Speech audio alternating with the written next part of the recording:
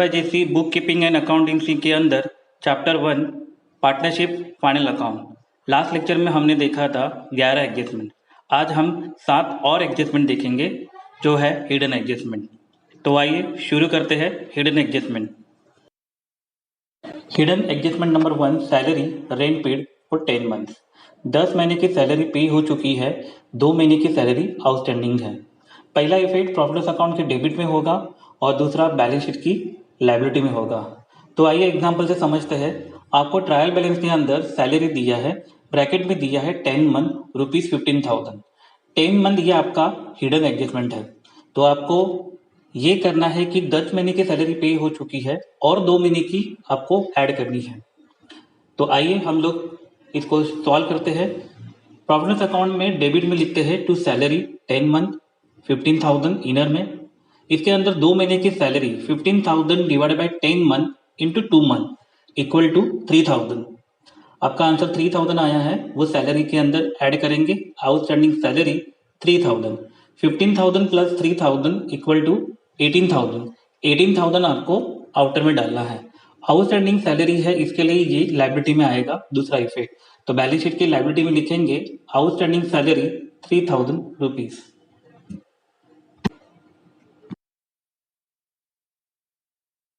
Hidden adjustment number 2, insurance premium paid for 1 year ending 30 जून 2019। अगर हम trial balance को देखें तो ट्रायल बैलेंस की डेट 31 मार्च 2019 है और हमने इंश्योरेंस प्रीमियम पे किया है 30 जून 2019 तक। इसका मतलब हमने 3 महीने का इंश्योरेंस प्रीमियम प्रीपेड किया है। तो प्रीपेड का इफेक्ट अपने को करना है। तो पहला इफेक्ट होता है प्रॉफिट अकाउंट के डेबिट में और दूसरा इफेक्ट होता है बैलेंस शीट के असेट में। तो आइए एग्जांपल से समझते हैं।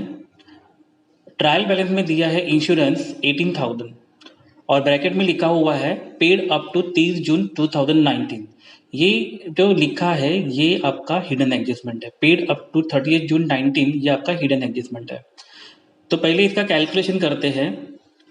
18,000 divide by 12 months into 3 months, तो 3 महीने का आपका प्रीपेड आया 4500। तो 4500 को अपने को ट्रीटमेंट करना है। तो आइए प्रॉफिट अकाउंट में पहले लिखते हैं टू इंश्योरेंस इनर में 18,000 लेस प्रीपेड 4500 और 18,000 में से 4500 माइनस करेंगे और आउटर में लिखेंगे 13,500। इसका दूसरा इफेक्ट बैलेंस शीट के एसेट में प्रीपेड इंश्योरेंस 4500।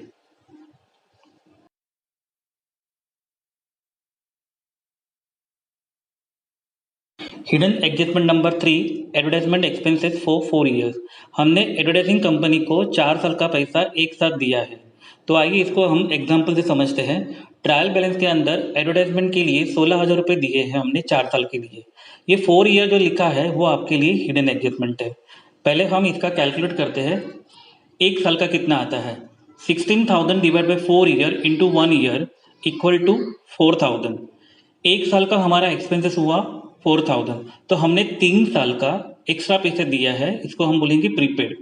प्रीपेड हमारा हुआ 12,000। तो आइए इसका हम ट्रीटमेंट करते हैं। पहला इफेक्ट होगा प्रॉफिट लॉस अकाउंट के डेबिट में हम लिखेंगे to advertisement 16,000 less prepaid advertisement 12,000। Outer में 4,000 आएगा।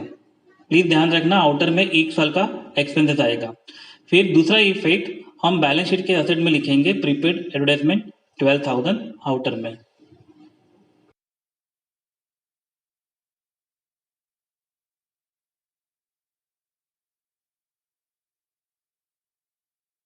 Hidden adjustment number 4, rent received for 11 month. Rent received 11 month का आ चुका है, 1 महीने का बाकी है। हम इसको एग्जांपल से समझते हैं। ट्रायल बैलेंस के अंदर रेंट रिसीव्ड दिया है 22,000 और ब्रैकेट में लिखा है 11 मंथ। 11 मंथ हमारे लिए हिडन एडजस्टमेंट है। तो 1 महीने का बाकी है, तो वो कितना बाकी है? तो हम क्या करेंगे? 22,000 divide by 11 month into 1 month equal to 2,000। यानी हमारा 2,000 अभी भी 1 महीने का रेंट आना बाकी है। तो पहला इफेक्ट हम लिखेंगे प्रॉफिट अकाउंट के क्रेडिट में, क्योंकि हमारे लिए रेंट जो है वो इनकम है। तो हम लिखेंगे बाय रेंट रिसीव्ड 22,000 और ऐड रेंट रिसीवेबल, रेंट आने वाला है 2,000 रुपये। तो हम इसमें 22,000 के अंदर 2,000 ऐड कर देंगे। तो 22 प्लस 2000 इक्वल टू 24,000, तो 24,000 ये हमारा आउटर में जाएगा। दूसरा इफेक्ट जो है वो बैलेंस शीट के एसेट में जाएगा, रेंट रिसीवेबल 2000।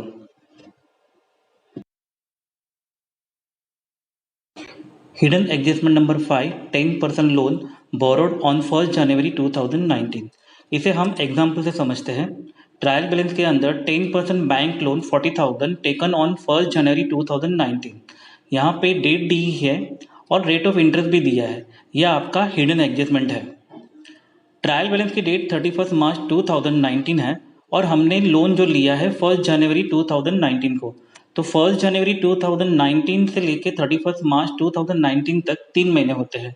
तो 3 महीने का इंटरेस्ट आपको बैंक को देना पड़ेगा। तो इसके लिए हम पहले इंटरेस्ट कैलकुलेशन करते हैं। 40,000 इंटू 10% इंटू 3/12 इक्वल टू 1,000। तो इसका ट्रीटमेंट करते हैं 1,000 का। पहला इफेक्ट हमारा बैलेंस शीट की लायबिलिटी में होगा। इसके लिए पहले हम लिखेंगे 10% बैंक लोन 40,000। इसके अंदर हम ऐड करेंगे ऐड इंटरेस्ट पेएबल, जो हमने इंटरेस्ट निकाला 1,000, इसके अंदर ऐड करेंगे 40,000 प्लस 1,000 इक्वल टू 41,000। तो 41,000 जो है वो हमारा आउटर में जाएगा। ये हमारा फर्स्ट इफेक्ट है। सेकेंड इफेक्ट हमारा प्रॉफिट अकाउंट की डेबिट में जाएगा। क्यों डेबिट में जाएगा? क्योंकि ये इंटरेस्ट हमको देना है, ये हमारे लिए एक्सपेंसेस है। To interest on bank loan 1,000।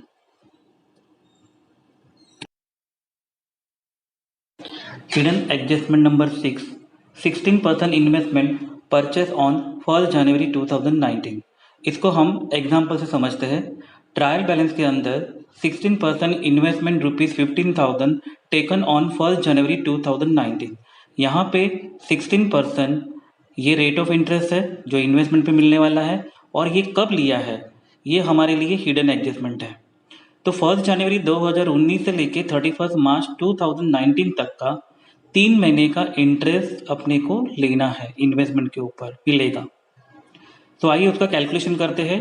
15,000 into 16%, उसका 3 महीना, इसका आंसर आता है 2,000। तो इंटरेस्ट जो एक्रूड होगा अपना 2,000। तो इसका फर्स्ट इफेक्ट बैलेंस शीट के एसेट में आएगा। तो पहले हम लिखेंगे 16% इन्वेस्टमेंट, पूरा लिखना है 16% इन्वेस्टमेंट ब्रैकेट में परचेस ऑन 1 जनवरी 2019 50,000। फिर इसके अंदर जो हमारा आंसर आया था 2,000, उसमें ऐड करेंगे ऐड एक्रूड इंटरेस्ट 2,000, टोटल हुआ हमारा 52,000। एक्रूड इंटरेस्ट का मतलब ही होता है आउटस्टैंडिंग इंटरेस्ट। एक्रूड ये टेक्निकल वर्ड है, इसलिए टेक्निकल वर्ड यूज करना। उसके बाद दूसरा इफेक्ट है प्रॉफिट एंड लॉस अकाउंट। दूसरा इफेक्ट हम लिखेंगे bye interest on investment credit में 2,000। Hidden adjustment number 7, 10% government bond. इसको हम एग्जाम्पल से समझते हैं। ट्रायल बैलेंस में 10% गवर्नमेंट बॉन्ड ₹25,000 दिया है। गवर्नमेंट बॉन्ड कब लिया है उसकी डेट नहीं दी है, इसके लिए इसका इंटरेस्ट हम पूरे साल के लिए निकालेंगे। तो 25,000 इंटू 10% इक्वल टू 2,500, ये हमारा पूरे साल का इंटरेस्ट एक्रूड है जो हमें मिलने वाला है। पहला इफेक्ट हम बैलेंस शीट के एसेट में करेंगे। 10% गवर्नमेंट बॉन्ड्स ₹25,000 ये इनर में लिखेंगे। ऐड एक्रूड इंटरेस्ट ₹2,500 इसके अंदर ऐड कर देंगे। तो 25,000 प्लस 2,500 इक्वल टू 27,500 ये आउटर में जाएगा। फिर दूसरी एंट्री प्रॉफिट अकाउंट के क्रेडिट में जाएगा bye interest on government bonds ₹2,500।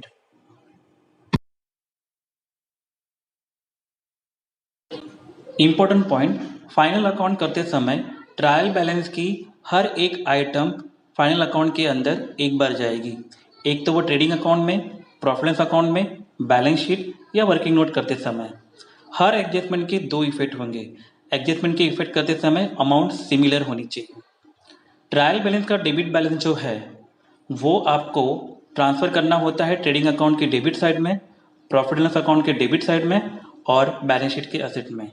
Trial balance का क्रेडिट बैलेंस जो है वो ट्रेडिंग अकाउंट के क्रेडिट साइड में, प्रॉफिट एंड लॉस अकाउंट के क्रेडिट में, कैपिटल अकाउंट के क्रेडिट में और बैलेंस शीट की लायबिलिटी साइड में। अगर ट्रायल बैलेंस के अंदर सैलरी, वेजेस ये सेपरेट आइटम दिया होगा तो वेजेस अपने को ट्रेडिंग अकाउंट के डेबिट साइड में लिखना है और सैलरी जो है वो प्रॉफिट एंड लॉस अकाउंट के डेबिट में लिखना है। अगर ट्रायल बैलेंस के अंदर वेजेस एंड सैलरी ऐसा वर्ड दिया है, पहला नाम वेजेस है तो वेजेस एंड सैलरी आपको ट्रेडिंग अकाउंट के डेबिट साइड में लिखना है, और सैलरी एंड वेजेस अगर दिया है तो पहला नाम सैलरी है तो सैलरी एंड वेजेस ये जो आइटम है प्रॉफिट एंड लॉस अकाउंट के डेबिट में जाएगा। ट्रायल बैलेंस के अंदर ट्रेड एक्सपेंसेस दिया होगा, ओनली ट्रेड एक्सपेंसेस, तो आपको सीधा ट्रांसफर करना है प्रॉफिट एंड लॉस अकाउंट के डेबिट में। मगर ट्रायल बैलेंस के अंदर ट्रेड एक्सपेंसेस के साथ दूसरी भी अदर आइटम है, जैसे कि सन्ड्री एक्सपेंसेस है, ऑफिस एक्सपेंसेस है और जनरल एक्सपेंसेस है और मिसलेनियस एक्सपेंसेस है, तो ऐसे वक्त पर ट्रेड एक्सपेंसेस को ट्रेडिंग अकाउंट में शिफ्ट करना है और अदर आइटम जो है या अदर एक्सपेंसेस जो है वो प्रॉफिट एंड लॉस अकाउंट में इफेक्ट होंगे। 7 नंबर का पॉइंट, 8 नंबर का पॉइंट, 9 नंबर का पॉइंट, इसका पूरा डिटेल या फॉर्मूला मैंने आने वाली स्लाइड में मिलेगा।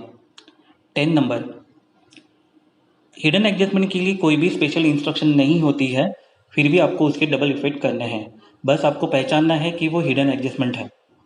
क्लोजिंग स्टॉक, एक तो कॉस्ट प्राइस या market price, which ever is lower, जो कम रहेगी वो आपको पुटअप करनी है क्लोजिंग स्टॉक के लिए। मैनेजर जब कमीशन लेता है नेट प्रॉफिट के ऊपर तब दो टाइप की कैलकुलेशन की जाती है, एक प्रॉफिट निकलने से पहले और निकलने के बाद। तो पहला है if it is on net profit before charging such commissions, तो उसका फॉर्मूला है commission amount equal to rate of commission into net profit upon 100।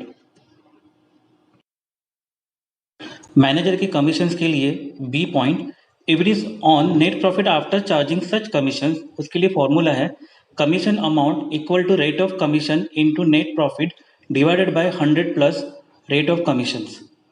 13 points में बताया गया है कि ड्राइंग की डेट नहीं दी गई हो तो आपको इंटरेस्ट काउंटिंग करना है 6 महीने के लिए, तो उसके लिए फॉर्मूला है drawing into rate upon 100 into 6 upon 12।